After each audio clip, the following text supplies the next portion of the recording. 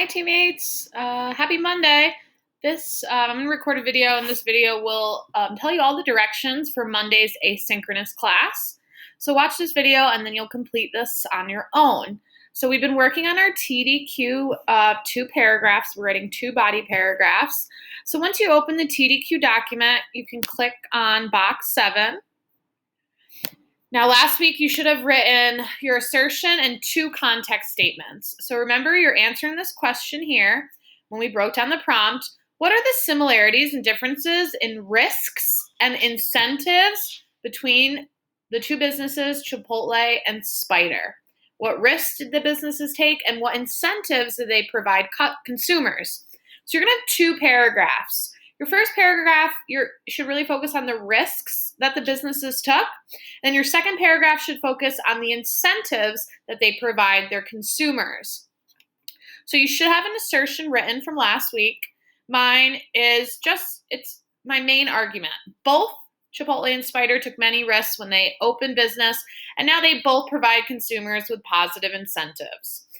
We also worked on our context on Friday, so I have some sentence stems here if you're a little behind. So since your first paragraph is about the risks that they took, I would have the definition of what a risk is, and you can go back to box 4. We define those vocabulary words in box 4. A risk is, you'll tell me the definition, and then you can say both Chipotle and Spider took many risks when they opened their businesses. Then you're going to scroll down, make sure you have context number 2. So this should give me the second paragraph, TDQ part 2, should be about incentives that both companies provide their consumers. So you should have the definition of incentive, and then you can just tell me that they both provide incentives to their positive incentives to their consumers in hopes that they will buy more product. Great. So now that you check and you have your assertion and 2 context statements, we're going to start quoting relevant, important evidence that proves your claim. So one thing you have to make sure, I made a little mistake. You should see choice 1 and interpretation 1, but you need to add another. If you haven't done this yet, click, like watch I left click and insert row below, and then add choice 2 and interpretation 2, because you're going to need 2 quotes in each paragraph. Then you're going to do that again in part 2. So change this. This should say choice 3 and interpretation 3. And then you're going to add a new row, insert row below. I already did it, but you'll do it. Okay, and it'll look like that. And you'll write choice 4. And then you'll have interpretation 4. So just make sure you have 2 choice or 2. It's called choice, but it's really like where you quote or write evidence. So make sure that you have 4 total, 2 in each paragraph. So let me just review that again. You're going to have assertion, context 1, choice 1, interpretation 1. Then you need to add 2 rows, choice 2, interpretation 2. And then in part 2, you'll have choice 3, that's quote number 3, interpretation 3, and then choice or quote 4, interpretation 4. If you're still stuck on that, message me or text me and I can help you and show you how to add those rows. You just left click and hit insert row below. And then you might just need to reorder the numbers. But remember, each paragraph should have 2 choice or quotes and 2 interpretations. 1, 2, and then 3 and 4. All right, so once you're at that spot and you're ready to pull your quotes, remember, this first paragraph should be about the risks that the 2 companies took. And then the second paragraph should be about the incentives the 2 companies took. So for choice 1, I would have a quote about the risks Chipotle took. And then for choice 2, I would have a quote about the risks that Spider took, or vice versa. And then when you get to paragraph 2, I would have a quote about an incentive that Spider gives to their consumers, and then another quote about the incentives that Chipotle gives to their consumers. That way you'll have a quote about each company and the risks they took and also the incentives, and that will add up to 4 quotes. You can also, in your interpretation, you can compare them and talk about your similarities and differences, and we'll do that together tomorrow. So today your main goal is to complete 4 pieces of evidence. So I'm going to go through a few steps with you. If you want to pause this here, now I'm going to go into how to quote, okay? All right, ready? Here we go. Okay, so you're going to go back up to the text, which is paragraphs 2 and 3, and I'm going to start highlighting some information about the risks that Chipotle took and then also the incentives they provide customers. So one risk that he took, Els, is that he moved to Denver and he borrowed $85,000 from his father to start Chipotle. They had to sell 107 burritos a day. So that is a risk. So I'm just going to highlight. There's a couple risks here. So I'm going to highlight this, copy it. You can highlight it a color. I would probably go in and highlight all the risks and then pick the best quote. I would highlight this. So let's see. I'm going to highlight my risks. Okay, and then I'm going to take this quote. There's some other risks, actually. Let's highlight some more. He wanted to expand outside of Colorado, so McDonald's invested. So that's another risk I can choose. So, oops, I didn't highlight it.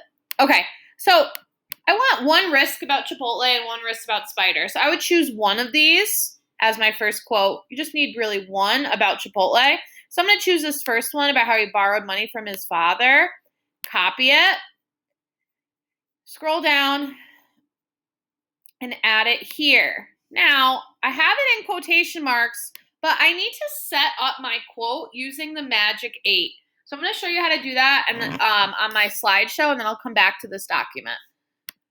So let me just go over a key point. So evidence must support your assertion. So for my first quote, it's about the risks that Chipotle took in opening. It should be true without you really having to explain it. And it should be between 2 and 4 sentences. My quote is long enough, so now I have to figure out how to set it up using the magic 8. So the magic 8, make sure you start your quote with the speaker. The speaker, his name, it's James Els, right? James, I forget his first name, if it's James or, let me just check that. Steve Els. Okay, Steve. All right. So Steve Els is my speaker because he is the owner of Chipotle. And I'm going to say his action. So I would say Steve Els states or wrote. You'll have a comma and then quotation marks. Comma and then quotation marks. Let me show you how that will look. Steve Els stated, comma, and then I have my quotation mark. So I'm going to unhighlight this for now so you can see it. Steve Els stated, comma, quotation mark. So make sure, we really have to get better in 5th grade about setting up our quotes. So that's part of the magic 8. So I have my quote. Let me check what else I need. Then I need to put, so I put quotation marks to the quote. And then I'm going to end with quotation marks again. Then you should have parentheses and tell me the source. This is from the Chipotle reading. So we'll just write, you could do reading 1, or you could do box 2, since it's in box 2 in the roadmap. Chipotle reading, or you could just write Chipotle reading. It's really up to you. Parentheses and then a period. So this is how I really want you to set up your quotes using the magic 8. And I am going to upload a document that reviews the magic 8 and also gives you some sentence stems that you can use to set up your quotes. So you need to have the speaker, Steve Els, what they did, he stated. Then I have a comma and my quotation marks. Quotation mark at the end. And then tell me which reading you got it from. It's either the Chipotle reading or the Spider reading. And then a period at the end. Okay, so really make sure you're setting up those quotes correctly. I'm going to quickly show you some sentence stems you can use. So make sure you have the speaker and the action. So here I wrote Steve Els stated, comma, and And then I have my quote and the page number or the reading number. Okay. Here are some sentence stems that you can start your quotes with. According to the text, comma, quotation mark. The author stated, or you could say the author's name. Based on the text mentioned that. On reading number 2, an example from the text is, and then you'll have your comma and quotation mark. So you can either tell me who the author is, or in this case, the owners of the company, or you could use some of these sentence stems, and then you'll have your comma and your quotation mark, and you're going to total have 4 quotes. So let me show you one more example of how I would do this. So here I have my quote about Chipotle and the risks that Chipotle took. For choice 2, I'll have a quote about a risk that Spider took. And remember, I'll set up my quote, and then I'll have a comma in quotation marks. Okay, so here I'll put a risk that Spider took. Choice 3, once you get to TDQ part 2, the second paragraph should be about incentives that the companies provide their consumers.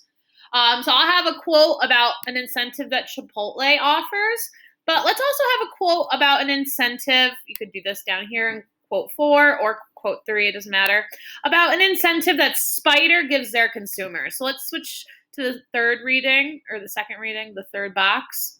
And I'm going to highlight some incentives that Spider provides their consumers. It's at the bottom here. I know they give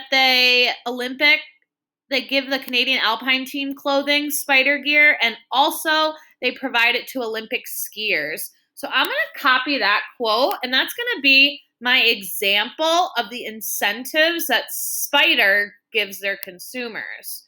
And I'm going to say according to the text. So that's how I'm setting up my quote, part of the Magic 8, to the text. And then I have a comma and my quotation marks. I paste my quote. And then I'm going to put I put my quotation mark at the end. I put my parentheses. This is from box 3. It's the Spider reading. And I have my parenthesis and my period. Great. So this is, make sure that you follow these steps. You're going to have 4 quotes. The first 2 quotes should be about the risk. One risk that Chipotle took, one risk that Spider took. Then when you get down to TDQ paragraph 2 or part 2, you should talk about incentives. What's a quote about the incentives that Chipotle gives their consumers? And then what's a quote that gives an example of the incentives Spider gives their consumers? Make sure you set up each quote with the Magic 8. According to the text, comma, quotation mark, and then the parentheses at the end with the reading. Or you could say according to the author. You could say the owner's name. Steve L's owned Chipotle, and James, what's his last name, owns Spider. James, David Jacobs. Never mind, David Jacobs. All right. Okay, so by the end of class today on Monday, you should have 4 quotes, and they should be accurately set up using the Magic 8. And I will give you a list of the Magic 8. I'll give you a document to use for your reference. And here are some sentence stems that you can use as well to set up those quotes. So remember, you should have 4 done by the end of class. Tomorrow we will work on interpretations. And then we'll finally put the paragraphs together in correct form. Just text or email me with any questions. By the end of class today, you should have your assertion done, 2 contexts, and 4 pieces of evidence, 4 quotes set up correctly using the Magic 8. Have a great day, teammates. I'll see you tomorrow on Zoom. Bye.